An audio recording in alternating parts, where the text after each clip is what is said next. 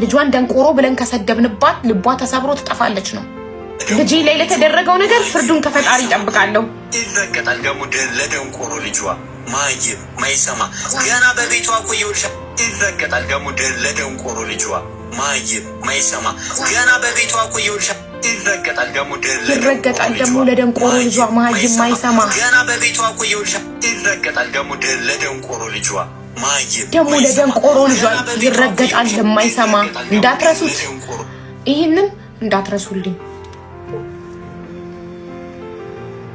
እስከመሞት አልረሳውም። ይሄንን ለታሪክ አስቀምጠዋለሁ። እኔ በህዝቤ እኔ ኢትዮጵያዊት እህታችሁ በኢትዮጵያውያን ነው ይሄ የተደረገብኝ። ልጄ በኢትዮጵያዊነቱ ነገር እንዲያፍር አልፈልግም። ዴቨር እና አማርኛ አስተምሪው ልጅሽን ትሉኛላችሁ። እንደዚህ አይነት ክፋት እንዲሰማ እንኳንም አማርኛ አላወቀ ልጄ አማርኛ ይማር ልጅሽ ትሉኛላችሁ። ልጆችሽን አማርኛ አስተምሪያቸው ትሉኛላችሁ። እንደዚህ አይነት ክፋት እንዲሰማ በቃ ምንም 666 ነው መሆነው ፈጣሪ ካልፈረደልኝ። ልጆቼን እንደዚህ ተናግረው ሰይጣንን ማምለክ ጀምራለሁ። ልጆቼን እንደዚህ ተናግረው ፈጣሪ እሱ የፈጠረውን ልጅ ማይሰማ ደንቆሮ መሀይ ይረገጣል።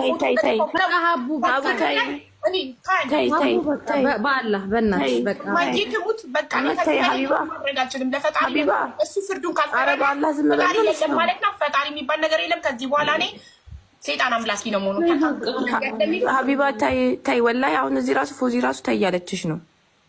ጠብቃለሁ ፍርዱን ከሱ በቃ ለአላህ ከሰጠሽ ለአላህ ሰጠሽ መተው ነው። ምን ሆነሽ ነው ሀቡ እንዴ? እኛ ለአንቺ መንገር አለብን እንጂ አንቺ ስንት ነገር የምትነግሪኝ ሴትዮ። ኧረ ተይ እንጂ እንዴ! እኔ ሰው እኮ ነኝ፣ የሰው ልጅ እኮ ነኝ እኔ። ስለዚህ ለአላህ ከተውሽ ይኸውልሽ ማሬ፣ ይኸውልሽ አንቺ ባላህ ዝም የሚለው እኔ አንድ ሰው ሁሉ ነገር